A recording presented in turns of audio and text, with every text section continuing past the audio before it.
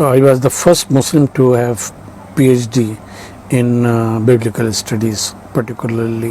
in synoptic gospels. ہمارا تعلق خاندان اجتہاد سے کہلاتا ہے، تو آیت اللہ خوئی رحمہ اللہ سے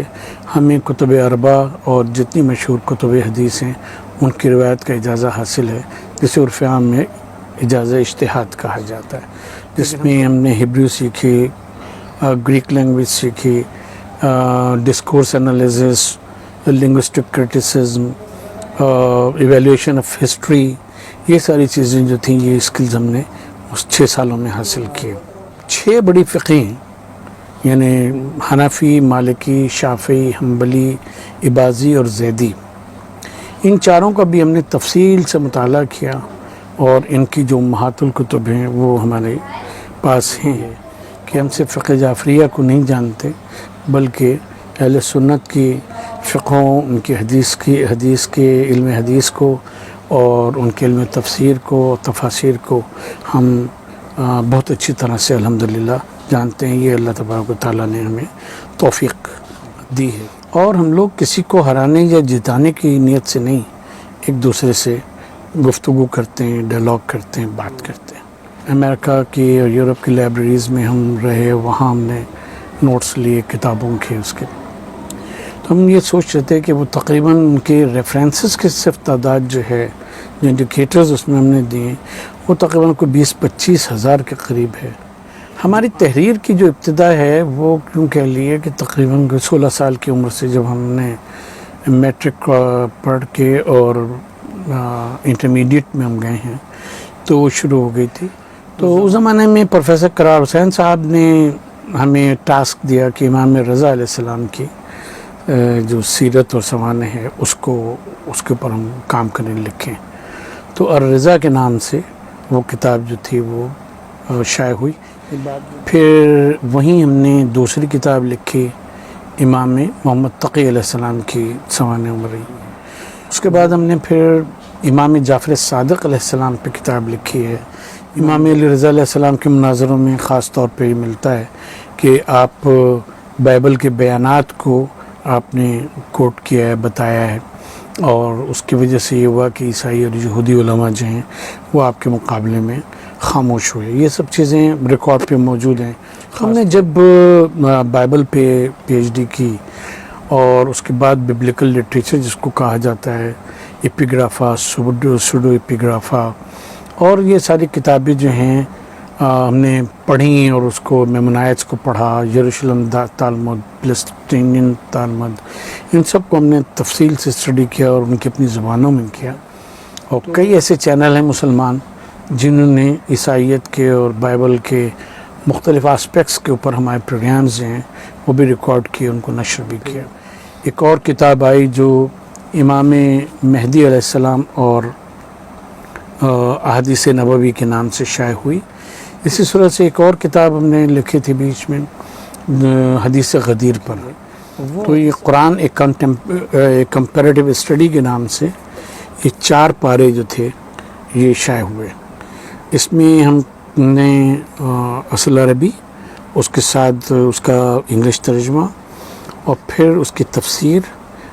سنی شیعہ مصادر سے، اور اس کے ساتھ ساتھ اگر بائبل میں اس کے متعلق کچھ آیا ہے، کانسیپٹس کے متعلق آیا ہے، نجات کے متعلق، مثلا ٹرینٹی کے متعلق، اور انبیاء کی ہسٹری کے متعلق، اور جو ماڈرن ہسٹری میں اس کے متعلق ریسرچ ہے، وہ سارا ہم نے اس میں دیا۔ سب سے پہلے یہ ایک مقدمہ لکھا، مکتب اہل بیت میں علوم حدیث کا ارتقاء۔ اس میں ہم نے رجال سے بھی بحث کی، حدیث کی کتابوں سے بھی بحث کی، ان کی خصوصیات کو بھی بتایا، اور یہ بھی بتایا کہ اصطلاحات حدیث جو ہیں، مصطلحات حدیث کیا ہیں، سب کے پاس پہنچی، اور انہوں نے اپنے مدارس میں ہمیں مدعو کیا کہ ہم جائیں اور انہیں ہم علم حدیث، شیعہ علم حدیث کے اوپر ہم نے لیکچرز دیے کریں۔ یہ پہلی شرح ہے کافی کی کہ جس میں ہم نے اس انداز سے بحث کی ہے۔ یہ تیسری جلد ہے، دوسری جلد اس وقت ہمارے پاس ہے نہیں، جو کتاب فضل العلم اور العقل والجہل پہ مشتمل ہے۔ یا گھر چلا لیں یا کتاب لکھ لیں، دونوں میں سے کام ہو سکتا ہے۔ To be very frank. بہرحال یہ 4 جلدوں کا پروجیکٹ تھا. اس کی پہلی جلد جو ہے واقعہ کربلا کا تاریخی پس منظر. یہ ریسرچ بیسڈ کتاب ہے جس میں مذہب اور معاشرے کا ربط جو ہے اس کو ہم نے واضح کیا. اس کتاب کا موضوع یہ ہے کہ مذہب کی جو اصل روح ہوتی ہے اور اصل چیزیں ہوتی ہیں وہ جہاں جہاں اس مذہب کے پیرو پائے جاتے ہیں ان میں کامن ہوتی ہیں. کی ہے کہ یہ سبجیکٹ جو ہے یہ بڑا امپورٹنٹ ہے اور اصل دین پہ باقی رہی ہے. باقی کلچرل ڈائیورسٹی اتنی امپورٹنٹ نہیں ہوتی. ہم نے ہندو مذہب کا، افریقہ کے مذاہب کا، یہودیت کا، اس کے ساتھ ساتھ مسیحیت کا،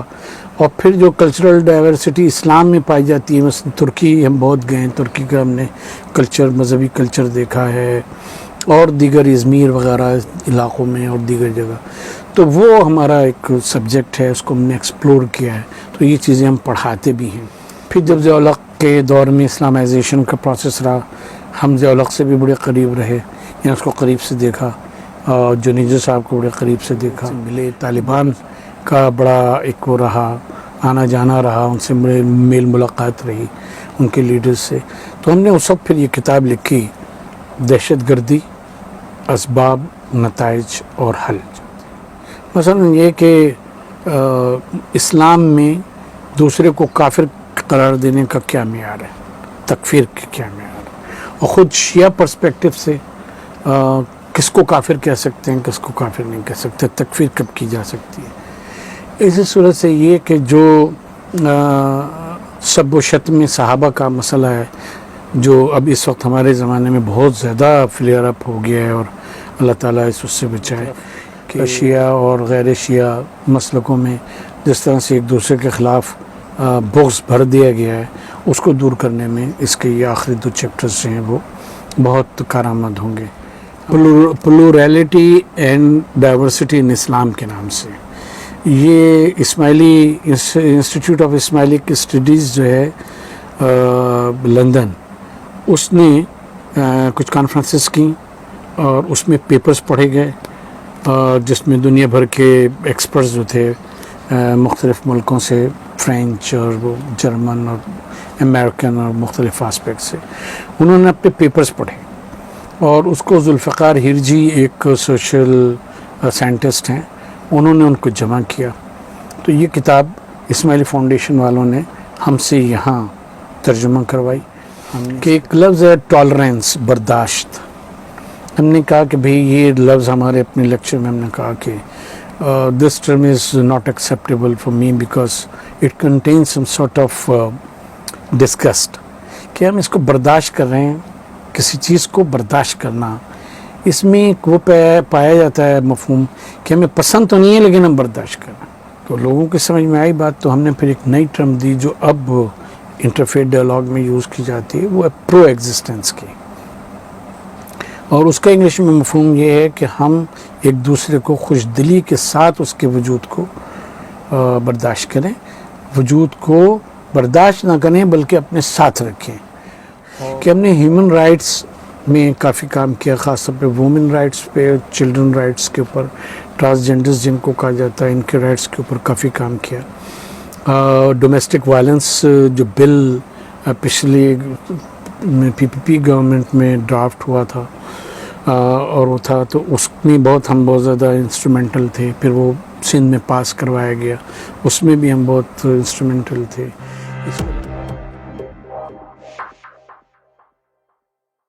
السلام علیکم دوستوں، میں ہوں محمد کاظم، اور آج میں جو ہوں وہ پروفیسر ڈاکٹر محسن نقوی صاحب کے گھر پہ موجود ہوں اور ان کی لائبریری میں موجود ہوں. یہ لائبریری کم میرے لیے جنت زیادہ ہے. اور دوسری بات یہ ہے کہ پروفیسر محسن نقوی صاحب تقریباً 35 کتابیں ان کی پبلش ہو چکی ہے. اور اس کے علاوہ ڈاکٹر صاحب کی ایک خاص بات یہ ہے کہ انہوں نے ببلیکل لٹریچر یعنی بائبل کے اوپر اپنا تھیسس لکھا ہے، یعنی کہ PhD کیا ہے. آئیے ڈاکٹر پروفیسر محسن نقوی صاحب سے ملتے ہیں اور ان سے پوچھتے ہیں کہ انہوں نے کون کون سی کتابیں لکھی ہیں اور یہ کتابیں کیوں لکھی ہیں، کس موضوع پہ لکھی ہے. بسم اللہ الرحمن الرحیم. ہمیں محسن نقوی کہتے ہیں. ہمارا تعلق خاندان اجتہاد سے، لکھنؤ سے،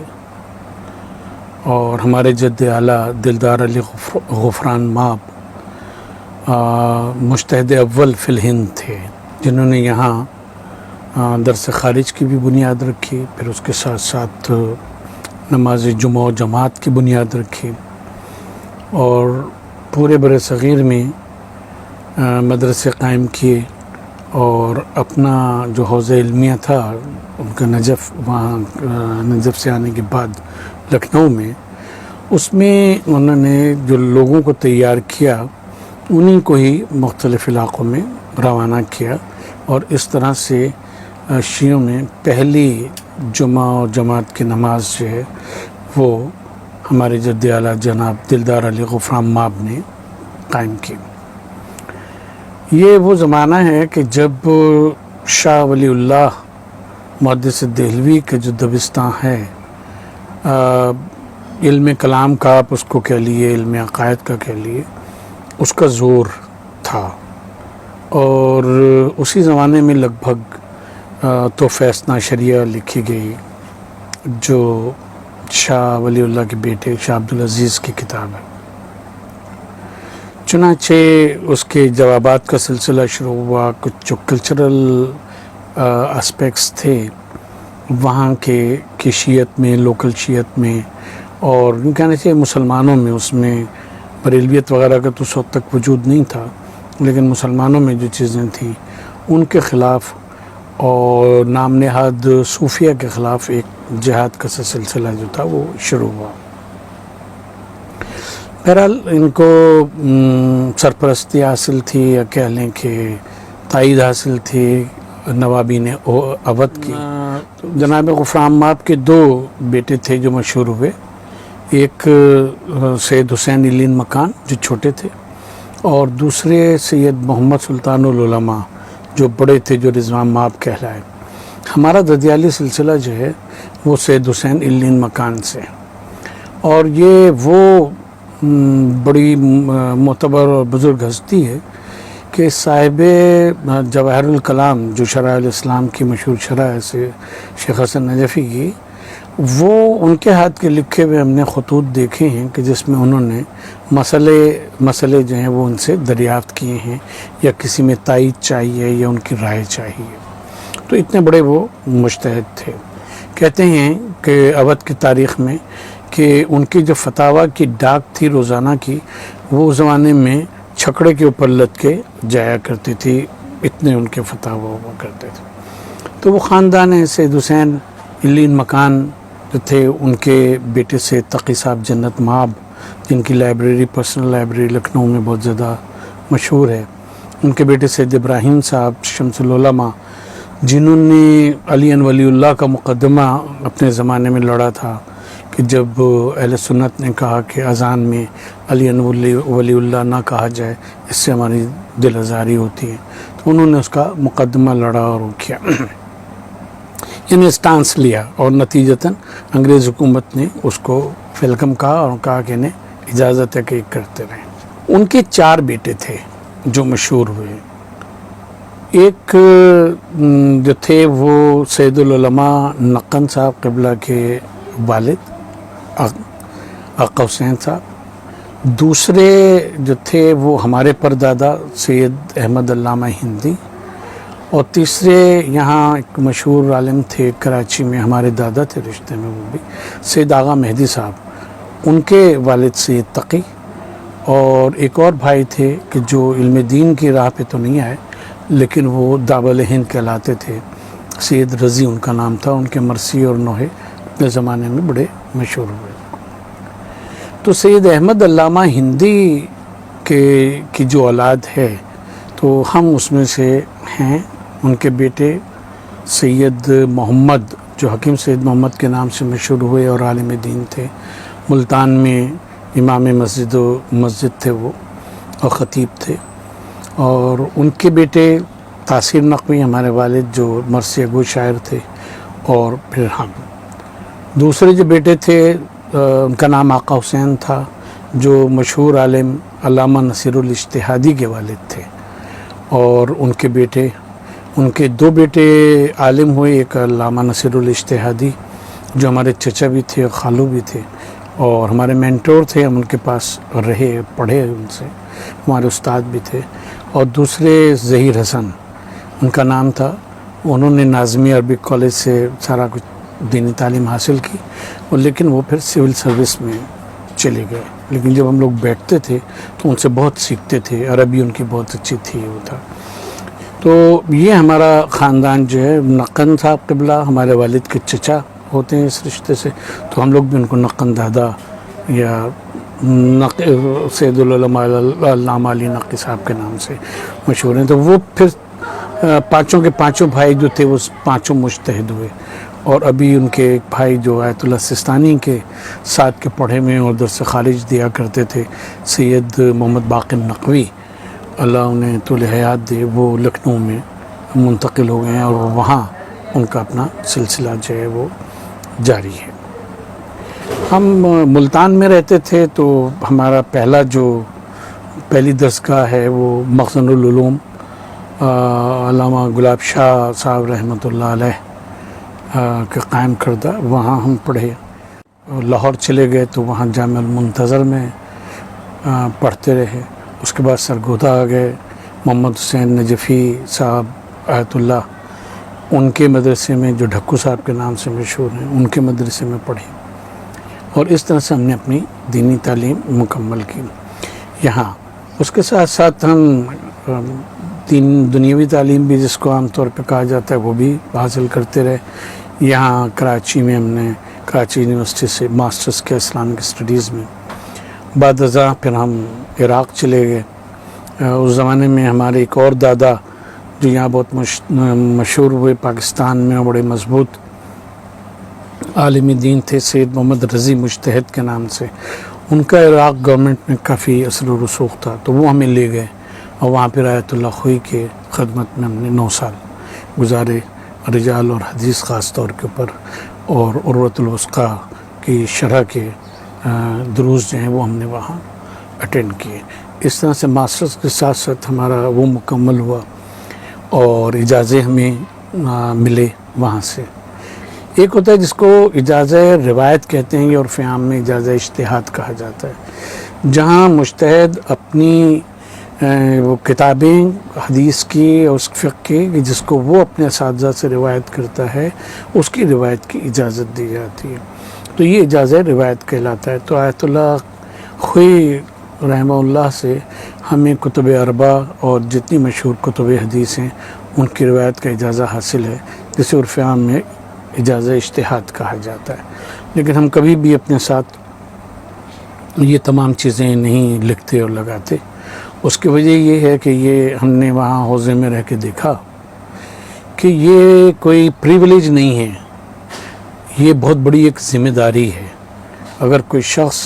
اس ذمہ داری کو، دینی ذمہ داری کو اٹھا سکتا ہے، تو پھر ان چیزوں کا، دوسروں کے اعمال کا اپنے اوپر وہ لے سکتا ہے، ذمہ داری لے سکتا ہے. کہ ہاں، جیسے آپ توضیح المسائل وغیرہ میں دیکھتے ہیں کہ لکھا ہوتا ہے کہ اس رسالہ عملیہ پر عمل کرنا بلا اشکال جائز ہے. تو یہ اگر دوسرے کی ذمہ داری انسان لے سکتا ہے تو پھر ان سب باتوں کو کرے. ورنہ ہم جیسا گناہ گار آدمی، غیر متقی، غیر پرہیزگار،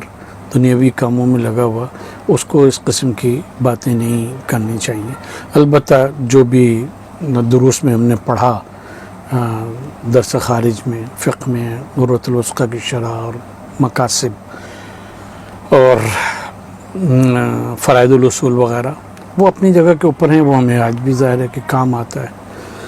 مسائل کو سوچنے میں بھی، استنباط کرنے میں بھی، وہ بھی. لیکن یہ کہ ہم کبھی کسی کے عمل کی ذمہ داری نہیں لیتے، وہ مراجع کرام پہ ہی ڈالتے ہیں. پھر ہمیں شوق ہوا کہ ہم الہامی کتب کو بھی پڑھیں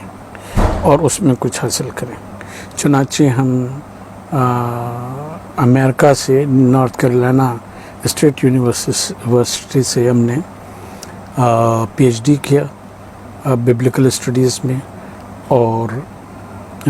نیو ٹیسٹامنٹ کا وہ حصہ کہ جو سیناپٹک گاسپلز کہلاتا ہے، یعنی پہلے 3 گاسپلز، میتھیو، مارک اور لیوک، اس پہ ہم نے پی ایچ ڈی کی.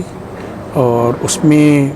امریکہ اور یورپ وغیرہ میں پی ایچ ڈی ذرا مختلف طرح سے ہوتی ہے. ایک تو وہ ٹریننگ ہوتی ہے ریسرچ میں، دوسرے یہ کہ ایک میجر ہونے کے ساتھ ساتھ 2 میجر ہونے کے ساتھ ساتھ 4 جو ہیں وہ مائنر سبجیکٹس ہوتے ہیں، جس میں ہم نے ہیبریو سیکھی، گریک لینگویج سیکھی، discourse analysis, linguistic criticism, evaluation of history. یہ ساری چیزیں جو تھیں یہ اسکلز ہم نے اس 6 سالوں میں حاصل کیے. اور الحمدللہ وہاں سے ہم ایک I was the first Muslim to have P H D in biblical studies, particularly in synoptic gospels. اور ہم وہاں جب امریکہ میں تھے تو نارتھ کیرولینا میں ایک جگہ ہے ٹرائنگل ایریا، وہاں اہل بیت سینٹر جو تھا اس کے ہم 3 سال ریزیڈنٹ ڈائریکٹر رہے. تو اس میں بہت فریکوینٹلی ٹریول کیا، یہاں تک کہ ہارورڈ یونیورسٹی کا جو ڈیونٹی کالج ہے وہاں ہمارا بہت جانا آنا رہتا تھا، اور وہاں ہم ہفتے 10 دن کے لیکچرز کے ہمارے سیٹس ہوتے تھے. Duke university, north Carolina university وغیرہ میں 1-2 لیکچرز کی سیریز ہم نے UCLA میں بھی دی. تو وہ سارے لیکچرز جو ہیں وہ اس پہ ہوتے تھے کہ بھئی جو ریسرچ بیسڈ تھے، یہ کسی کے خلاف کہ بائبل کے خلاف ہوں یا کسی قرآن کے خلاف ہوں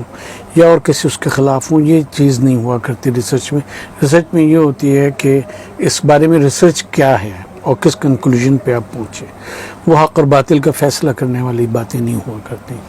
پاکستان آنے کے بعد بھی ہم مختلف سیمنریز میں پڑھاتے رہے، اچھے خاصے عرصے تک ہم نے لیکچرز دیے بائبل کے مختلف اس پہ اسپیکٹس پہ، اس کی تھیولوجی پہ. ہندو تھیولوجی کے اوپر بھی ہم نے کافی وقت صرف کیا، یہاں بھی ہم نے اس کو بھی پڑھایا، سب کیا. تو اسلام کے ساتھ ساتھ اور اپنی فقہ کے ساتھ ساتھ یہ جو ہمارا زندگی کا اسپیکٹ ہے اس نے ہمیں بہت بہت فائدہ دیا دین کو سمجھنے میں. اس میں پھر ہم کچھ بچپن سے ہی ہمارا خیال ہے کہ عجیب متلون مزاج کہہ لیے، اس کو تنوع مزاج کہہ لیے، وہ ہم رہے ہیں. 6 بڑی فقہیں یعنی حنفی، مالکی، شافعی، حنبلی، اباضی اور زیدی، ان چاروں کا بھی ہم نے تفصیل سے مطالعہ کیا، اور ان کی جو امہات الکتب ہیں وہ ہمارے پاس ہیں. اور جب ہم کسی شرعی مسئلے کا اس طرح سے جواب دیتے ہیں کہ جہاں ہمیں تمام فقہوں کو کرنا پڑتا ہے، تو ہم ان 7 انکلوڈنگ شیعہ فقہ اس کے مطابق جواب دیتے ہیں. اور جب ہم کونسل آف اسلامک آئیڈیالوجی کے ممبر بنائے گئے as Muslim scholar not as Shia scholar, تو اس دوران جو کچھ بھی ہم نے لکھا وہ ریکارڈ پہ ہے. اس میں سب کا سب ہم 5-6 فقہوں کے مطابق ہم لکھا کرتے تھے، اور اس میں جو ایک فائنل رائے بنتی تھی اس کو پھر ہم درج کیا کرتے تھے. تو وہ ہماری زندگی کا ایک اسپیکٹ جو ہے وہ یہ بھی ہے کہ ہم صرف فقہ جعفریہ کو نہیں جانتے، بلکہ اہل سنت کی فقہوں، ان کی حدیث کے علم حدیث کو اور ان کے علم تفسیر کو، تفاسیر کو ہم بہت اچھی طرح سے الحمدللہ جانتے ہیں. یہ اللہ تبارک و تعالیٰ نے ہمیں توفیق دی ہے. اور اس وقت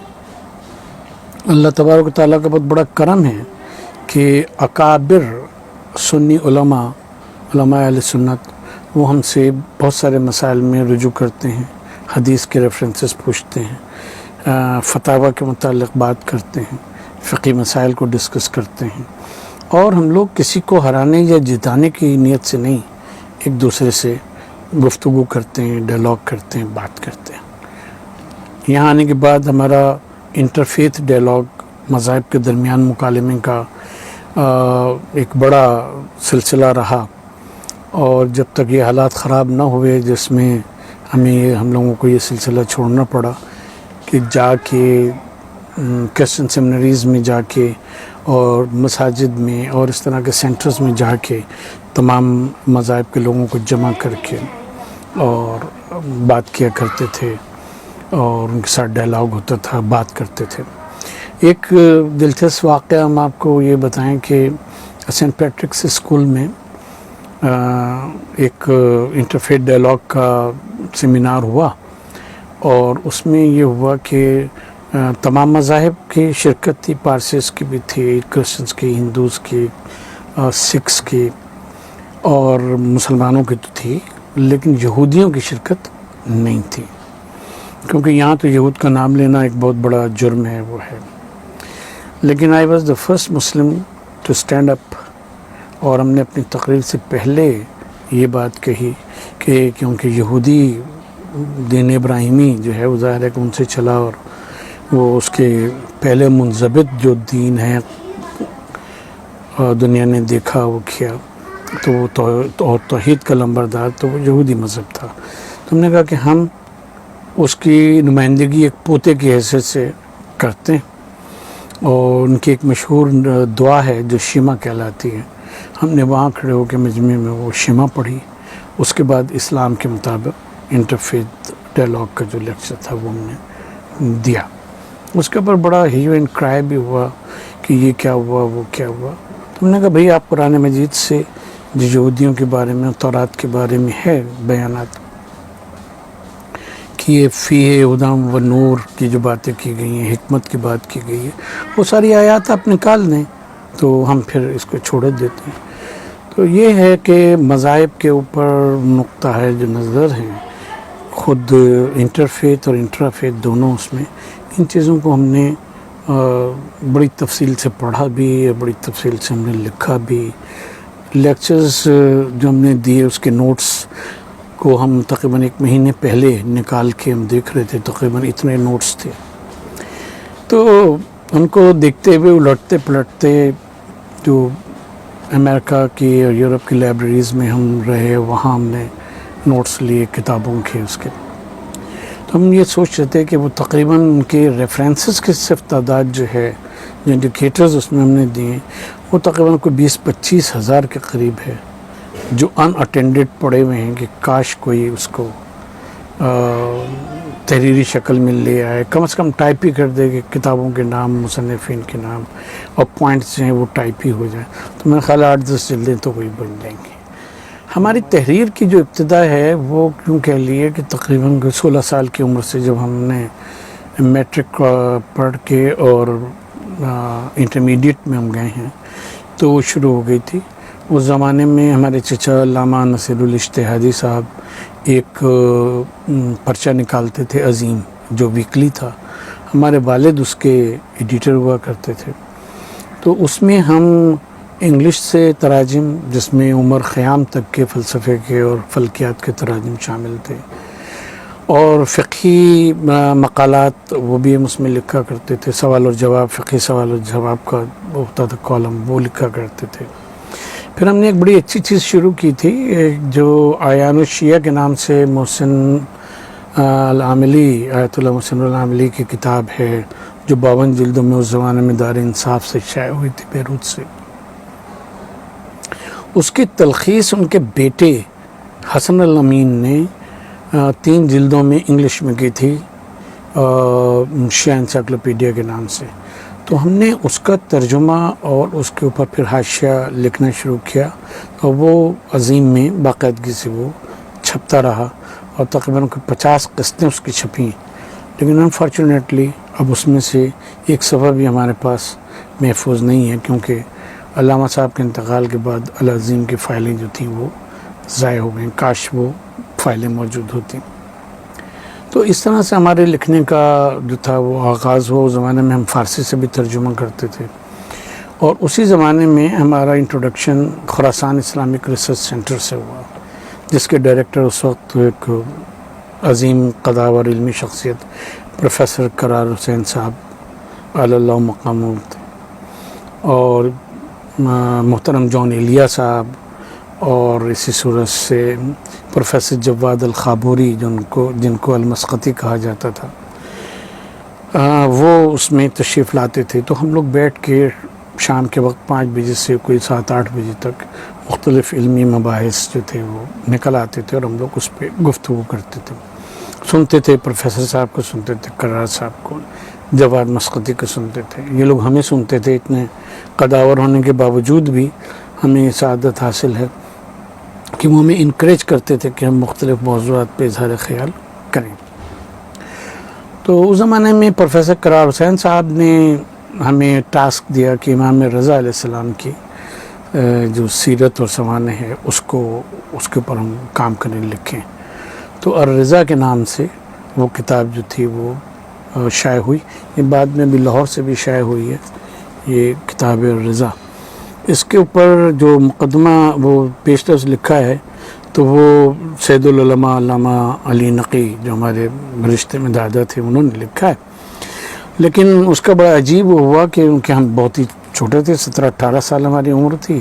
تو ان کو جب جا کے ہم نے مسودہ دیا, مسودہ تو انہوں نے رکھ لیا, کہا اچھا میں دیکھوں گا. تو جب عشرہ ختم ہوا اور 12 محرم کو ان کے خدمت میں جانے کا ہوا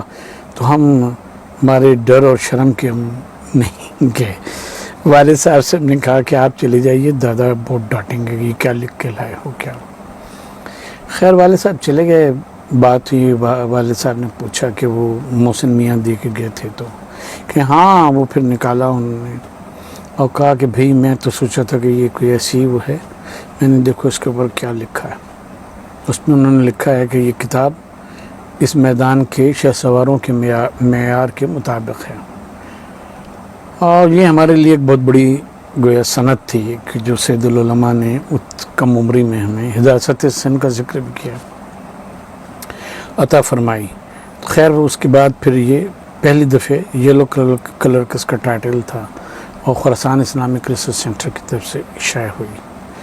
پھر وہیں ہم نے دوسری کتاب لکھی امام محمد تقی علیہ السلام کی سوانح عمری. وہ بھی اسی انداز کی تھی, لیکن اس پہ نقل صاحب قبلہ نہیں لکھ سکے. ان کی جہاں اگلے سال تشریف آوری سے پہلے ہی وہ کتاب شائع ہو گئی تھی, تو ہم نے ان کی خدمت میں پیش کی. انہوں نے شابش دے کے کہا بیٹا یہ سفر جاری رکھو. تو الحمدللہ وہ سفر جو تھا لکھنے کا آج تک جو ہے وہ جاری ہے. اس کے بعد ہم نے پھر امام جعفر صادق علیہ السلام پہ کتاب لکھی ہے, امام جعفر صادق علیہ السلام اور ان کا عہد. اس کتاب کی جو خصوصیت ہے وہ یہ ہے کہ یہ روایتی کتاب نہیں ہے کہ جس میں امام کب پیدا ہوئے, کب انتقال ہوا, بیویاں کتنی تھیں اور کیا تھا کیا نہیں تھا, ان چیزوں کا تو ضمناً ذکر ہے. اصل چیز یہ ہے کہ امام علیہ السلام کے زمانے میں بہت سے فقہی اور اعتقادی مکاتب جو تھے وہ وجود میں آ چکے تھے. خود شیعہ جو مسلک ہے امامیہ مسلک, اس میں نئی شاخیں جو تھیں وہ پیدا ہو گئی تھیں. تو ہم نے ان کے جو فکر تھی اور ان کے عقائد تھے اس کا اس میں جائزہ بھی لیا ہے, اور یہ بھی ہم نے بیان کیا ہے کہ امام جعفر صادق علیہ السلام نے ان چیزوں کا کس طرح سے جواب دیا اور کیا کیا. علاوہ ازیں یہی وہ دور ہے کہ جب فلسفہ اور منطق یونان کا ترجمہ ہوا اور مباحث اس کے جو تھے وہ مسلمانوں میں عام ہوئے, تو وہ جہاں علماء اہل سنت سے پوچھے جاتے تھے سوالات اس کی روشنی میں, تو وہ امام علیہ السلام سے بھی, ہمارے ائمہ سے بھی پوچھے جاتے تھے. تو ائمہ علیہ السلام نے ان کا بڑی تفصیل سے اور اسی پیٹرن پر, اسی پیرائے میں, انہی فلسفیانہ انداز سے ان کے جوابات دیے. تو اس کی کچھ جھلک جو ہے وہ امام رضا علیہ السلام کے اس میں ہم نے دے دی ہے, اور امام جعفر صادق علیہ السلام نے جس طرح سے مذہب کا دفاع فرمایا تو وہ اس میں موجود ہے, اس دوسری کتاب امام جعفر صادق علیہ السلام اور ان کا عہد. اس میں ایک اہم بات یہ ہے کہ اگر آپ دیکھیں گے خاص طور پہ امام رضا علیہ السلام کے زمانے میں مامون کے دربار میں جو مناظرے ہوئے ہیں, امام جعفر صادق علیہ السلام سے مناظرے جو ہوئے ہیں مختلف لوگوں کے, تو اس میں مختلف مذاہب کے لوگ ہیں. اس میں یہودی بھی ہیں, نصرانی بھی ہیں یعنی عیسائی, اور اس کے ساتھ ساتھ ملحد بھی ہیں جن سے مناظرے ہوئے ہیں. تو ہمیں یہ کھوج تھی کہ آخر ان لوگوں نے کس طرح سے ائمہ علیہ السلام نے دیگر آسمانی کتابوں کو کس طرح سے ریفر کیا اور کیسے جوابات دیے کہ ان کو خاموش ہونا پڑا. امام علیہ رضا علیہ السلام کے مناظروں میں خاص طور پہ یہ ملتا ہے کہ آپ بائبل کے بیانات کو آپ نے کوٹ کیا ہے، بتایا ہے، اور اس کی وجہ سے یہ ہوا کہ عیسائی اور یہودی علماء جو ہیں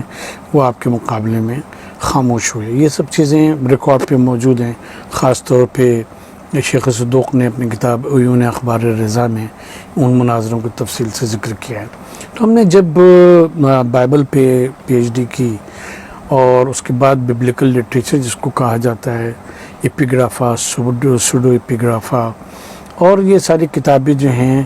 ہم نے پڑھیں اور اس کو میمونائٹس کو پڑھا، یروشلم تالمود، پلسٹینین تالمود، ان سب کو ہم نے تفصیل سے اسٹڈی کیا اور ان کی اپنی زبانوں میں کیا، تو ہمارے لیے یہ بہت آسان ہو گیا کہ ہم ائمہ علیہ السلام کے ان مناظروں کو سمجھ سکیں، اور یہ بات بھی ہمارے لیے آسان ہو گئی کہ اس دور میں اگر کوئی ہم مناظرہ کسی سے نہیں کرتے، نہ اپنوں سے نہ غیر مذاہب والوں سے، کہ اگر کوئی ایسی صورت پیش آ جائے مناظرے کی اور مقایسے کی، تو انشاءاللہ ہم ان کے اوپر ور رہیں گے، ان سے زیر نہیں ہوں گے، اور اس طرح سے ہمارے مسلک امامیہ جو ہے وہی انشاءاللہ اوپر جائے گا۔ ایک زمانے میں ہمارے بارے میں شکوک و شبہات کا اظہار کیا گیا اس حوالے سے، لیکن یہ کہ وہ بعد میں لوگوں کے ذہن جو تھے وہ اس سلسلے میں صاف ہو گئے، اور کئی ایسے چینل ہیں مسلمان جنہوں نے عیسائیت کے اور بائبل کے مختلف آسپیکٹس کے اوپر ہمارے پروگرامز ہیں وہ بھی ریکارڈ کیے، ان کو نشر بھی کیا۔ تو بہرحال یہ ہماری زندگی کا ایک مختلف پہلو ہے۔ ائمہ علیہ السلام کی زندگی پہ کام کرتے ہوئے ہماری پھر ایک اور کتاب آئی جو امام مہدی علیہ السلام اور احادیث نبوی کے نام سے شائع ہوئی۔ اس کتاب میں یہ بظاہر اور دوسری کتابوں کے مقابلے میں مختصر ہے، لیکن چھوٹی لگتی ہے، لیکن اس کا ایک خاص وصف یہ ہے کہ اس میں صرف ان احادیث کو ہم نے لیا ہے کہ جو صحیح سمجھی جاتی ہیں اہل سنت کے نزدیک۔ ہر حدیث کے پورے حوالے صفحہ سطر کے ساتھ وہ ہم نے دے دیے، اور اس طرح سے یہ کتاب جو ہے وہ فردر ریسرچ کے لیے بنیادی طور پر ایک آلے کا کام کر سکتی ہے کہ اس کو سامنے رکھ کر اور وہ کی جا سکتی ہے، فردر ریسرچ جو ہے وہ کی جا سکتی ہے۔ یعنی اس کی اگر ہم تفصیلی نوٹ اگر اس کو ہم شائع کرنا چاہیں تو میرا خیال ہے کہ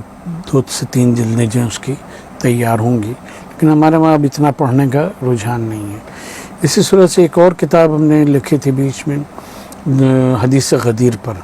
وہ حدیث غدیر کی تحقیق بھی ہے، اور علامہ امینی کی جو کتاب ہے الغدیر، اور اس کے بنا کے اوپر جو یہاں اردو میں کچھ کتابیں تالیف کی گئی ہیں ان سے وہ بالکل مختلف کتاب ہے۔ اس میں ہم نے نہ صرف حدیث غدیر کے اہل سنت کے حوالے دیے ہیں، صحابہ کرام کا ذکر کیا، 112 صحابہ کا جنہوں نے حدیث غدیر کو روایت کیا ہے، اس کے ساتھ ساتھ ہم نے وہ صحیح احادیث بھی شامل کر لی ہیں کہ جو ہمارے امامیہ ماخذ میں حدیث غدیر کے متعلق آئی ہیں، اور یہ ہمیں ایک جگہ پہ کسی دوسری کتاب میں عربی فارسی میں اس طرح سے نظر نہیں آئیں، تو ہم نے ان سب کو حدیث غدیر کے اس میں جمع کیا ہے،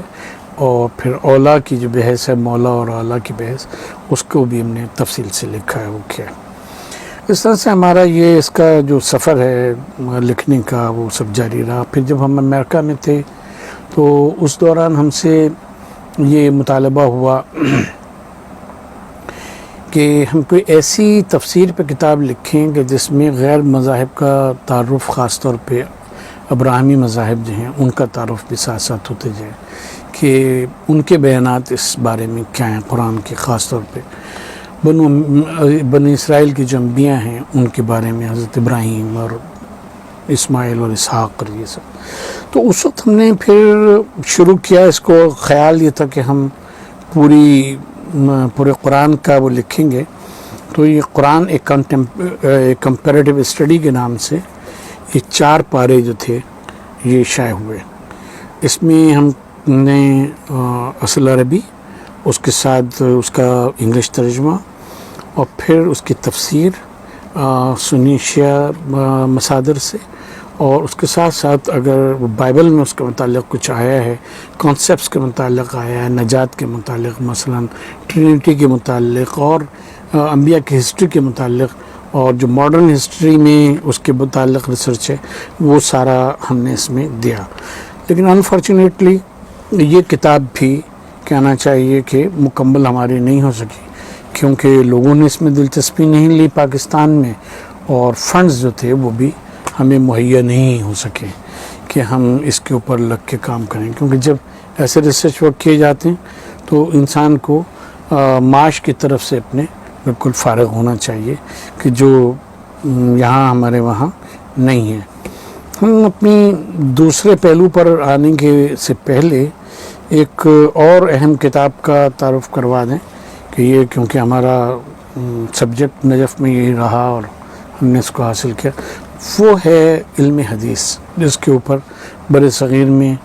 بہت کم توجہ دی نہیں گئی مدارس میں، اور ایران میں بھی انقلاب ایران کے بعد علماء زیادہ اس کی طرف متوجہ ہوئے، ورنہ اصول اور فقہ کی کتابیں جو تھیں وہ زیادہ، اور اعتقاد کی مناظرے کی کتابیں تھیں۔ تو اس میں ہم نے سب سے پہلے یہ ایک مقدمہ لکھا، مکتب اہل بیت میں علوم حدیث کا ارتقاء۔ اس میں ہم نے رجال سے بھی بحث کی، حدیث کی کتابوں سے بھی بحث کی، ان کے خصوصیات کو بھی بتایا، اور یہ بھی بتایا کہ اصطلاحات حدیث جو ہیں، مصطلحات حدیث کیا ہیں۔ جس زمانے میں ہم نے یہ کتاب لکھی اور یہ کتاب چھپی، اس زمانے میں ہم کونسل آف اسلامک آئیڈیالوجی کے ممبر تھے، اور ہم نے وہاں جب ممبرز کو یہ کتاب دی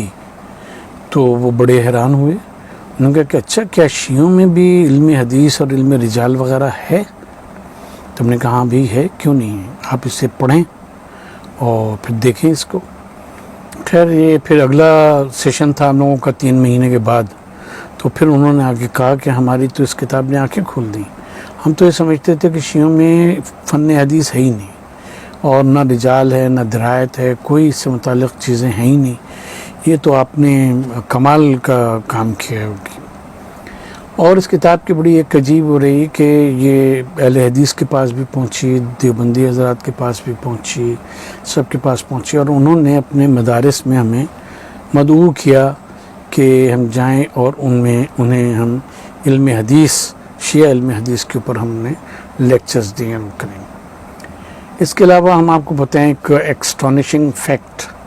کہ یہاں آغا خان فیڈریشن وغیرہ جو ہے، ان کے انسٹیٹیوٹس ہیں، وہ ہیں،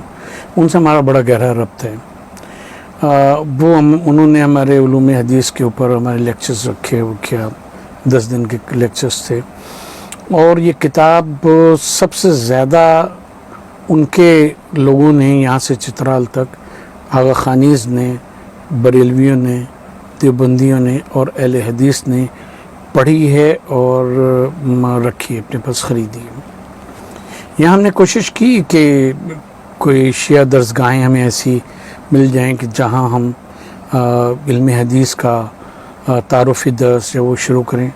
لیکن یہاں ہمیں کسی مدرسے نے ہمیں ویلکم نہیں کیا۔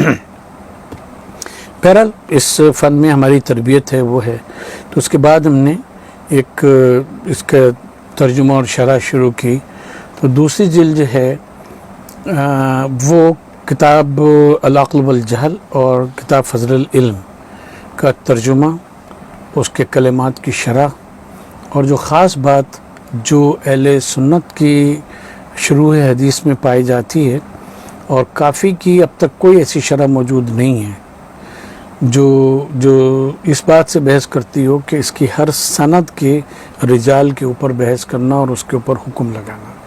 یہ تو ملتا ہے کہ مثلا علامہ مجلسی نے میرۃ العقول میں کسی حدیث کو صحیح کہا ہے، کسی کو حسن کہا ہے، کسی کو ضعیف کہا ہے،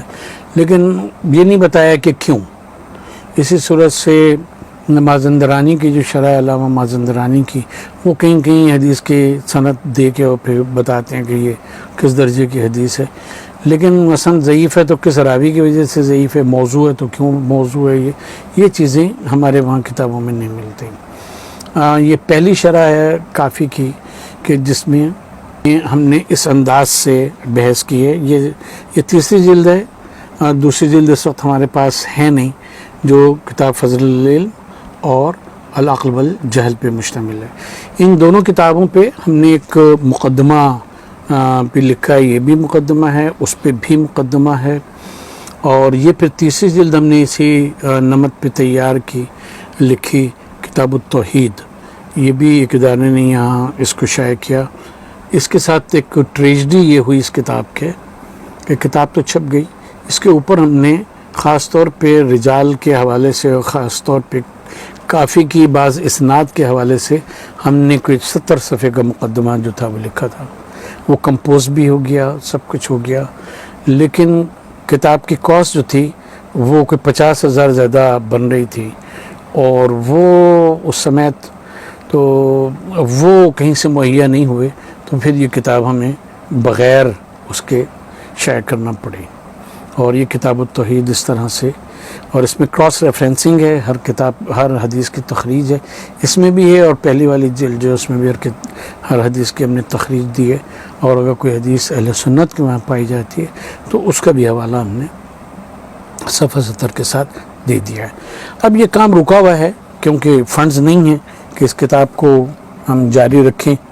اور یا گھر چلا لیں یا کتاب لکھ لیں، دونوں میں سے کام ہو سکتا ہے، ٹو بی ویری فرینک. پھر اس میں ہم نے ایک اور کام کیا. ایک یہ ہمیں پروجیکٹ ملا، یہاں کے کچھ مخیر حضرات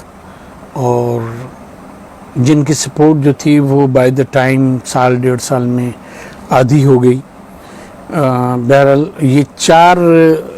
جلدوں کا پروجیکٹ تھا. اس کی پہلی جلد جو ہے واقعہ کربلا کا تاریخی پس منظر، یہ ریسرچ بیسڈ کتاب ہے. اس میں ہم نے یہ بتایا ہے کہ جو بنو امیہ کے مقابلے میں بنو ہاشم کا سٹانس تھا، جو دراصل امامت کے فیور میں ہے، کہ مکتب امامت اور مکتب خلافت کا جو ایک وہ ہے، کہ نقطہ نظر کا کیا فرق تھا کہ جس کی وجہ سے یہ ایک علیحدہ مکتب فکر جو تھا وہ آگے چلا، اور رسول اللہ صلی اللہ علیہ وسلم کی حدیثیں اور واقعات تاریخ کے، ان کی زندگی کے، یہ سارے چیزیں. تو اس کتاب کا جو اختتام ہوتا ہے وہ یزید کی بیعت کے مختصر تذکرے پر ہوتا ہے. ہم نے جو واقعہ دیا ہے، جو حدیث دی ہے، جو آیت دی ہے، اس کی تفسیر دی ہے، اس کی مکمل ریفرنسنگ جیسے ویسٹرن کنٹریز میں ہوتی ہے، جو ویسٹ کے معیارات ہیں، معایر ہیں ریسرچ کے، اس کے مطابق ان بائزڈ ہو کے یہ کتاب ہم نے لکھی. اس کی دوسری جلد کمپوزنگ کے مراحل میں ہے،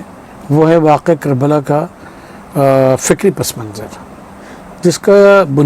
کی بنیاد یہ ہے کہ اگر ہم امام حسین علیہ السلام کو امام کے حیثیت سے نہیں، ایک ملت کے ایک فرد کے حیثیت سے لیں، اور دوسری طرف یزید کو بھی ایک شخصیت کی حیثیت سے لیں، امام حسین علیہ السلام کو بھی ایک شخصیت کی حیثیت سے لیں، تو تاریخ میں دونوں کی شخصیت کیا ابھر کے سامنے آتی ہے، اور کیا اس شخصیت کا حامل شخص ایسی شخصیت کے حامل سے کی بیعت کر سکتا ہے، اس کی حکومت کو تسلیم کر سکتا ہے یا نہیں. یہ ایک علمی اور فکری بحث ہے جس میں ہم نے دونوں ان کا اور بنو امیہ اور بنی ہاشم کا تفصیلی جائزہ تاریخ سے ہم نے لیا ہے اور بتایا ہے کہ اس کا فکری پس منظر واقعہ کربلا کا کیا تھا. اس کے علاوہ ہم ایک اور کتاب لکھنا چاہتے ہیں عقائد کے اوپر، اور وہ کتاب جدید علم کلام کے صورت میں ہوگی. دیکھیں ہمیں زندگی وفا کرتی ہے اور ہمیں اس کا موقع ملتا ہے نہیں ملتا. کافی کا کام رک گیا، اس کا ہمیں دلی افسوس ہے، کاش یہ کام دوبارہ شروع ہو سکے. اس کے علاوہ ہم نے وہ کتاب بھی اس وقت ہمارے سامنے نہیں ہے، روحانی کتاب ہے مصباح الشریعہ، اس کا انگلش میں بھی ترجمہ کیا، اس کا ہم نے اردو میں بھی ترجمہ کیا، جس کے 100 ابواب ہیں، اور اس میں 100 حدیثیں امام جعفر صادق علیہ السلام کی 100 عناوین کو آپ نے اس میں کیا ہے، ایکسپلین کیا. یہ کتاب انگلش میں بھی ہم نے ترجمہ کی، اور یہ وہاں سے شائع ہو چکی ہے، لندن سے شائع ہوئی ہے. اور ایک اور کتاب جو ملاقات با امام زمان علیہ السلام جو ہے اس کی تلخیص انگلش میں دا بلیسڈ آئیز کے عنوان سے، وہی وہ ہمارے بہنوئی ہیں غضنفر، انہوں نے ترجمہ کیا تھا، لیکن اس کے حوالے اور ریویژن وغیرہ وہ اس عقیل کے ہاتھوں سے وجود میں آئی۔ کتابیں تو بہت ہیں جن کا ذکر ہونا چاہیے، اس میں ایک اور، کیونکہ ہم ہماری بائبل کی جو اسٹڈی ہے اس میں سوسائٹی کی، اس دور کے ہر دور کی جو سوسائٹی ہے اس کی اسٹڈی کو بڑی اہمیت حاصل ہے، تو ہم نے یہ کراچی میں 2 لیکچرز دیے، ایک سولجر بازار میں تھا، ایک ڈیفینس میں تھا، جس میں مذہب اور معاشرے کا ربط جو ہے اس کو ہم نے واضح کیا۔ اس کتاب کا موضوع یہ ہے کہ مذہب کی جو اصل روح ہوتی ہے اور اصل چیزیں ہوتی ہیں وہ جہاں جہاں اس مذہب کے پیرو پائے جاتے ہیں ان میں کامن ہوتی ہیں، لیکن جو اس کے ثقافتی مظاہر ہیں، جو اس کے کلچرل آسپیکٹس ہیں، وہ سوسائٹی ٹو سوسائٹی ڈفرینٹ ہوتے ہیں۔ یعنی کلچر آف دا ریلیجن اور ریلیجس کلچر، ان دونوں چیزوں میں فرق ہے۔ تو اس میں اس کتاب میں ہم نے یہ بات واضح کرنے کی کوشش کی، اور اس کی یہ نماز کی بھی مثال دی جا سکتی ہے۔ مثلا آپ ایران کی بنی ہوئی جانمازیں دیکھیں اور اپنے وہاں کی بنی ہوئی جانمازیں دیکھیں، آپ کو واضح فرق نظر آئے گا۔ مسجدوں پہ جس طرح سے ہمارے وہاں مسجدوں کی ڈیزائننگ ہوتی ہے، دوسرے علاقوں میں آپ ایران، عراق وغیرہ میں چلے جائیں، آپ کو اس سے مختلف نظر آئے گی، لیکن وہ ہر جگہ مسجد ہی ہے، ہر جگہ حسینیہ ہی ہے، یا ہمارے عرف میں امام بارگاہ ہی ہے۔ تو بنیادی طور پہ ہوتا یہ ہے کہ ایک کلچر کے جو لوگ ہوتے ہیں وہ مذہب کو جس طرح سے پریکٹس کر رہے ہوتے ہیں اس کو ہی وہ مذہب کا جز سمجھ لیتے ہیں، پھر اس سے وہ ہٹنے کو تیار نہیں ہوتے۔ یعنی اگر آپ کسی پنجابی دستے سے کہیے کہ دیکھو وہ ایک ہاتھ سے ماتم کر رہے ہیں تو تم بھی ایک ہاتھ سے کر لو، کہیں گے نہیں ہم اسی طرح کرتے ہیں۔ اسی طرح سے ان سے کہیں کہ بھئی یہ 2 ہاتھ سے کرتے ہیں، آپ بھی 2 ہاتھ سے کر لیے، تو کہیں گے نہیں ہم لکھنؤ سے یا امروہے سے یا وہاں سے ہمیشہ ایک ہاتھ سے کرتے چلے ہیں۔ تو یہ کلچر جو ہے وہ اتنا امپورٹنٹ ہو جایا کرتا ہے کہ sometimes it is difficult to distinguish between the people, feel difficult to distinguish between culture and religion. تو ہم نے اس میں یہ بتانے کی کوشش کی ہے کہ یہ سبجیکٹ جو ہے یہ بڑا امپورٹنٹ ہے، اور اصل دین پہ باقی رہیے، باقی کلچرل ڈائیورسٹی اتنی امپورٹنٹ نہیں ہوتی۔ اچھا، یہ وہ سبجیکٹ ہے کہ جس کو ہم زیبسٹ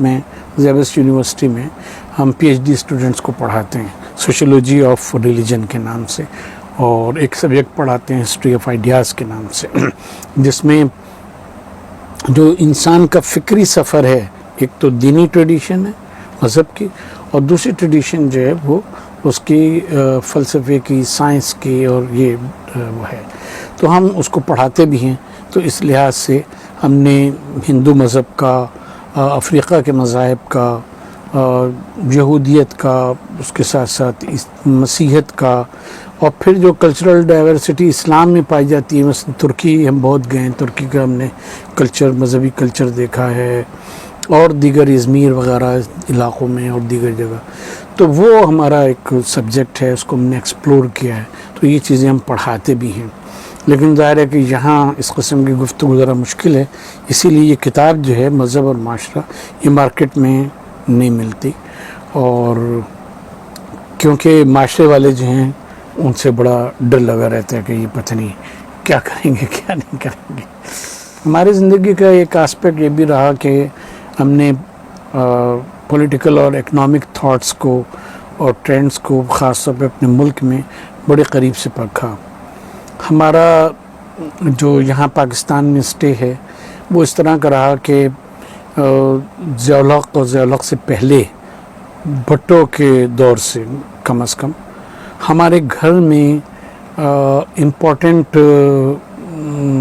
کہنا چاہیے پرسنالٹیز جو سیاست سے، اسٹیبلشمنٹ سے اور مختلف اس سے تعلق رکھتی تھیں، ان کا آنا جانا رہا اور ہمارا ان کی طرف آنا جانا رہا۔ تو تقریباً کہنا چاہیے کہ کوئی 60 میں سے 70 میں سے 50 سال کی ہسٹری جو ہے اس میں ہمارے گھر میں کافی انوالومنٹ رہی اور وہ رہا، اور خود ہم نے چیزوں کو بڑے قریب سے دیکھا۔ پھر جب ضیاء الحق کے دور میں اسلامائزیشن کا پروسیس رہا، ہم ضیاء الحق سے بھی بڑے قریب رہے، یعنی اس کو قریب سے دیکھا، اور جنیجو صاحب کو بڑے قریب سے دیکھا۔ بھٹو صاحب کے بعد پیپلز پارٹی کے مختلف ادوار ہمارے بڑے سامنے رہے۔ نواز شریف کی حکومت جب وہ وزیر خزانہ تھے اس وقت سے اور اب تک ہماری سب چیزیں ذہن میں ہیں۔ خاص طور پہ ہمارے گھر میں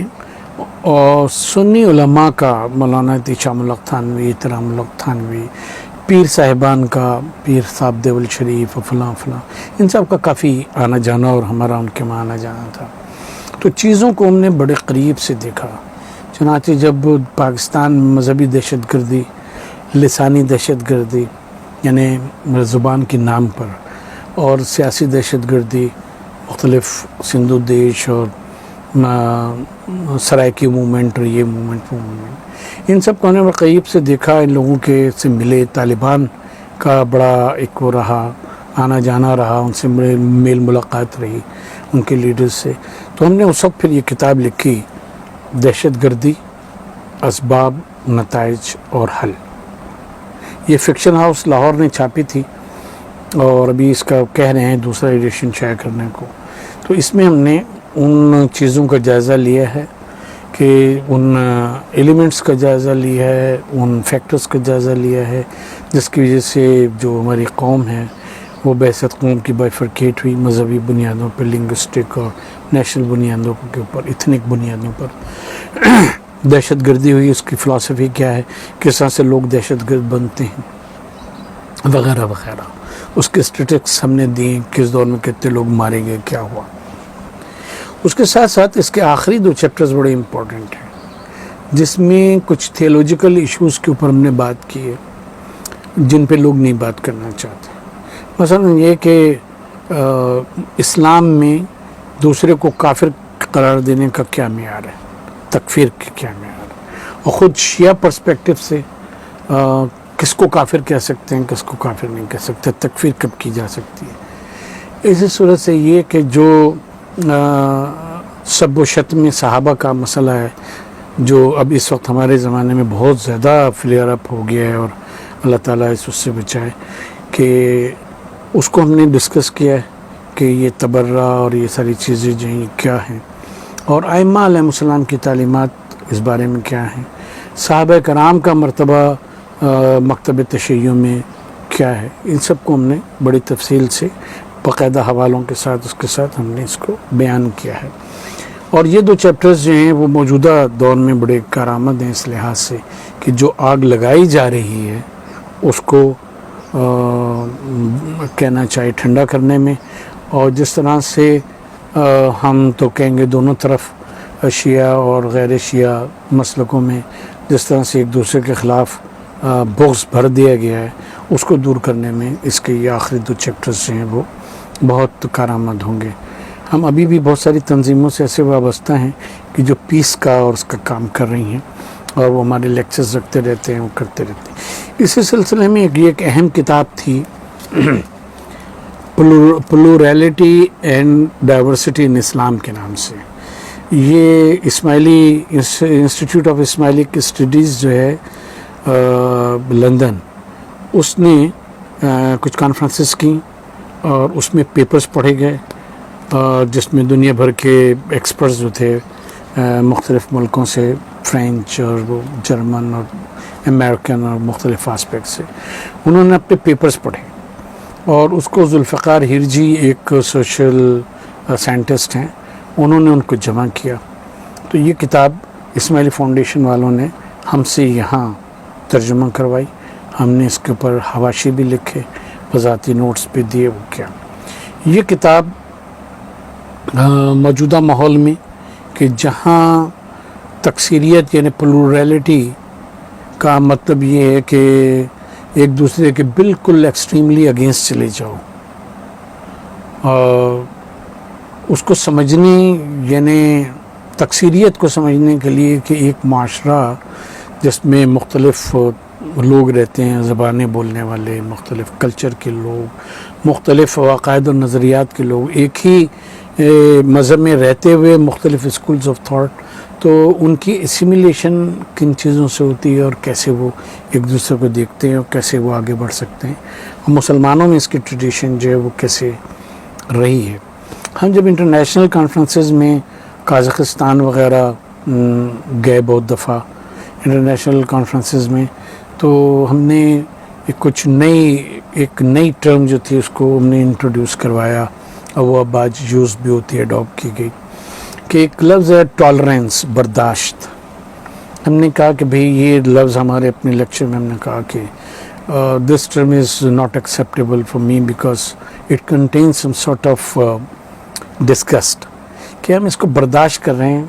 کسی چیز کو برداشت کرنا، اس میں وہ پایا جاتا ہے مفہوم کہ ہمیں پسند تو نہیں ہے لیکن ہم برداشت کر رہے ہیں۔ دوسرا جو ہے وہ تو ہم نے کہا یہ ٹرم ٹھیک نہیں ہے۔ دوسری جو ٹرم ہے وہ کو ایگزسٹنس کی ہے۔ ہم نے کہا اس کو تو ہم ایبسرڈ سمجھتے ہیں۔ اب سب ہم بیٹھے ہوئے دیکھ رہے ہیں کہ یہ کیا رہا ہے۔ ایبسرڈ کا مطلب یہ ہے اس کانٹیکس میں کہ اب ہم اور یہ کتاب، ہم اور یہ اسکیل کو ایگزسٹ کرتے ہیں، یہ بھی موجود ہے، ہم بھی موجود ہیں۔ اس میں ہارمنی آپ کہاں سے لائیں گے؟ کو ایگزسٹ کا مطلب تو یہ ہے کہ ہم یہ فلاور پاٹ یہ چیزیں، یہ یہاں جو ٹیبل پہ یہ سب کو ایگزسٹ کرتی ہیں، اس میں ایک دوسرے کو قبول کرنے کا مفہوم جو ہے وہ کہاں؟ تو لوگوں کی سمجھ میں آئی بات، تو ہم نے پھر ایک نئی ٹرم دی جو اب انٹرفیتھ ڈائلاگ میں یوز کی جاتی ہے، وہ ہے پرو ایگزسٹنس کی، اور اس کا انگلش میں مفہوم یہ ہے کہ ہم ایک دوسرے کو خوش دلی کے ساتھ اس کے وجود کو برداشت کریں، وجود کو برداشت نہ کریں بلکہ اپنے ساتھ رکھیں۔ اور پھر ہم اس میں یہ کہتے ہیں کہ جو انگلش میں کہا جاتا ہے کہ پروناؤنز ہیں آئی، مائی، me, we, our us, you, your, yours, he, she, it, they, their, them. اگر آپ دیکھیں کہ آئی، مائی، می اگر وجود نہ رکھتا ہو تو نہ یو، یور، یورز کا مفہوم ہے، نہ ہی، شی، اٹ کا مفہوم ہے، کیونکہ وہ تو سب ہمارے پس منظر سے اور ہمارے پرسپیکٹیو میں دوسرا ہے یا تیسرا ہے، یا تم ہو یا وہ ہے۔ اور اگر ہم نے اس کو اپنی ذات کا، اپنے معاشرے کا، اپنے اس کا جز بنا لیا، اپنی سائیکی کا اور اپنی سوشل کہنا چاہیے تھنکنگ کا جز اگر ہم نے بنا لیا، تو سب پھر آئی ہوتے ہیں، کوئی بھی جو ہے وہ یو یا ہی یا شی جو ہے وہ نہیں ہوا کرتا۔ تو یہ کچھ چیزیں ہیں جن کے اوپر ہم 20 سال سے کام کر رہے ہیں۔ اس وقت بھی کچھ تنظیمیں ہیں ایسی جو انٹرنیشنل اس پہ، اور این جی اوز وغیرہ جو اس کے لیے کام کر رہی ہیں انٹرفیتھ اور انٹرافیتھ ہارمنی کے لیے۔ تو I am part and parcel of those movements. ایک آسپیکٹ ابھی اور ہمارے ذہن میں آ گیا، اب آسپیکٹس اتنے ہیں کہ ہم سوچ رہے ہیں کہ اپنی گفتگو کہ ہم نے ہیومن رائٹس میں کافی کام کیا، خاص طور پہ وومن رائٹس پہ، چلڈرن رائٹس کے اوپر، ٹرانسجینڈرز جن کو کہا جاتا ہے ان کے رائٹس کے اوپر کافی کام کیا۔ ڈومیسٹک وائلنس جو بل پچھلی پی پی پی گورنمنٹ میں ڈرافٹ ہوا تھا اور وہ تھا، تو اس میں ہم بہت زیادہ انسٹرومنٹل تھے۔ پھر وہ سندھ میں پاس کروایا گیا، اس میں بھی ہم بہت انسٹرومنٹل تھے۔ اس کے علاوہ جو ریسٹرینٹس میرج، چائلڈ میرج ریسٹرینٹس ایکٹ تھا جو بعد میں پاس ہوا، وہ ہوا، اس کی ڈرافٹنگ میں اور پاس کروانے میں ہمارا بڑا الحمدللہ کردار تھا۔ اور اسی صورت سے ٹرانسجینڈرز کے بارے میں جو لیجسلیشن ہوئی، پھر عیسائیوں کا، کرسچنس کا جو ڈیورس بل ہے وہ، اور ہندوؤں کا جو ڈیورس اینڈ میرج ایکٹ ہے وہ سب بھی، ان میں بھی ہماری بڑی الحمدللہ کنٹریبیوشن رہا، اور ہم نے ان آسپیکٹس کے اوپر کافی کام کیا ہے۔ اللہ تعالیٰ سے دعا ہے کہ اللہ تعالیٰ ہمیں توفیق دے اور ہم اسی صورت سے دین کی، انسانیت کی خدمت جو ہے وہ کرتے رہیں۔ اکثر حضرات کو یہ خواہش ہوتی ہے کہ ان کو بتایا جائے کہ یہ کتابیں جو ہماری ہیں لکھی ہوئی، جو ہم نے شو کی اور جو ابھی نہیں شو کی ہیں، موجود چھپی ہوئی، اور جو نہیں چھپی ہوئی ہیں ان کی تعداد بھی اس سے کہیں زیادہ ہے۔ تو اصغر بھائی ہیں، ان سے آپ لوگ یہ کتابیں حاصل کر سکتے ہیں جو چاہے. ان کا فون نمبر ہم آپ سے شیئر کر لیتے ہیں 0336 3020 795 0336 3020 795 اصغر بھائی کا نمبر ہے. یہاں سے آپ کو مل جائیں گی.